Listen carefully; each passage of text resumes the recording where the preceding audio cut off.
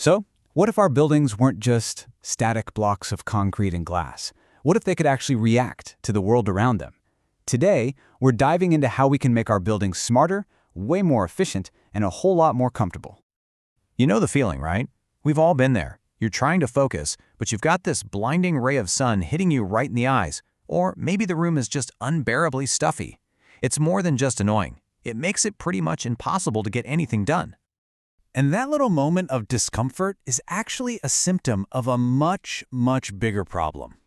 See, our buildings are in this constant, silent battle with the elements, the sun, the heat, the cold, and that fight costs a ton of energy for heating and air conditioning, and it directly messes with our well-being inside. But what if, instead of fighting the environment, our buildings could learn to work with it? What if they could adapt in real time? Well, let's get into the solution. The answer is something called a kinetic facade. Now, that sounds super technical, but the idea is actually pretty simple. It's a building's outer layer, its face, but with parts that can actually move and adjust on their own based on things like how sunny it is. The best way to think about it is like a smart skin for the building. You know how our skin reacts to the sun? A kinetic facade does the same thing. It can shield the building when the sun is too intense or open up to let in that perfect morning light. And the coolest part? The inspiration for this high-tech idea comes straight from nature. Yep, the inspiration for the specific facade we're talking about today is this plant, the Oxalis triangularis. Check out how its leaves fold up at night or when the light gets too harsh, and then open back up when the conditions are just right. Researchers saw that and thought, hey, could we make a building do that? Okay, so you've got this amazing, nature-inspired idea, but how in the world do you find the absolute best design? I mean, you can't just build thousands of prototypes. This is where things get really clever. They decided to run a massive digital stress test. And when I say massive, I am not kidding. They didn't just test 10 or 20 designs, they digitally simulated over 3,000 completely unique facade setups to see which ones would perform the best under all sorts of different conditions.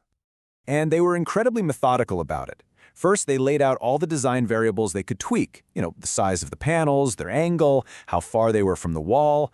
Then, they hit go on all 3,000-plus simulations.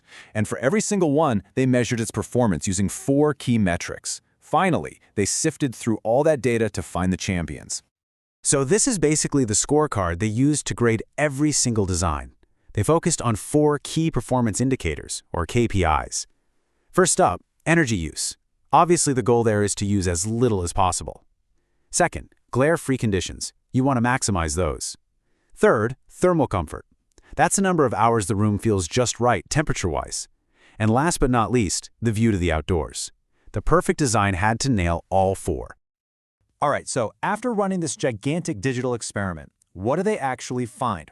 Let's get to the results, because this is where they zeroed in on that perfect sweet spot. Out of all the things they tested, the size, the spacing, all of it, one factor just blew everything else out of the water. The single most important variable? The angle of the opening panels. This was the master control dial for the whole system. And here's where the big trade-off becomes clear. If you set the panels to a low angle, almost closed, you get amazing comfort and energy savings. But you lose your view. On the other hand, if you open them way up for a great view, your comfort and energy efficiency just tank. So the real trick is finding that perfect balance. You can see that exact conflict right here in the data. The chart basically shows us that going to either extreme is a bad idea. You can't just have a great view, and you can't just have perfect comfort. So the question they had to answer was, where is that happy medium? And the data gave them a crystal clear answer.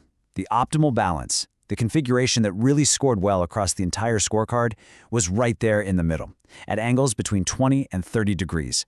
That's the sweet spot that gives you comfort and efficiency without totally blocking the outside world.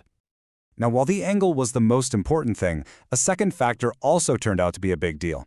The distance of the facade from the building's wall. A gap of about 30 to 40 centimeters was perfect because it creates this insulating layer of air, a thermal buffer that helps keep the temperature stable. Okay, so we've found the winning formula. But what does this actually mean for a real place, like a school, where students really need to be comfortable to learn? Well, the potential impact is, frankly, staggering. Let's talk energy first. An optimally designed kinetic facade could slash a building's total yearly energy use by up to 29.3%. For a school or an office building, that is a huge saving, both for the planet and for their budget. But honestly, this is the number that really gets me. The increase in comfortable hours for the people inside, a potential jump of nearly 176%. Just imagine spending almost twice as much of your day at school or work actually feeling comfortable without distracting glare or stuffiness. So let's just recap the wins here. The right design can more than double your visual comfort. It gives you those massive energy savings and that incredible boost in thermal comfort, all while striking that perfect balance so you still have a great connection to the world outside. And really, that gets to the heart of why this all matters so much. I mean, yes, saving energy is absolutely critical, but the real game changer here is about us, the people inside.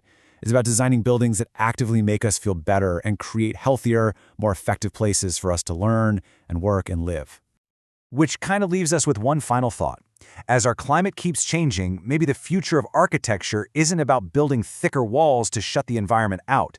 Maybe it's about designing smarter skins that let our buildings breathe and adapt, almost like they're alive.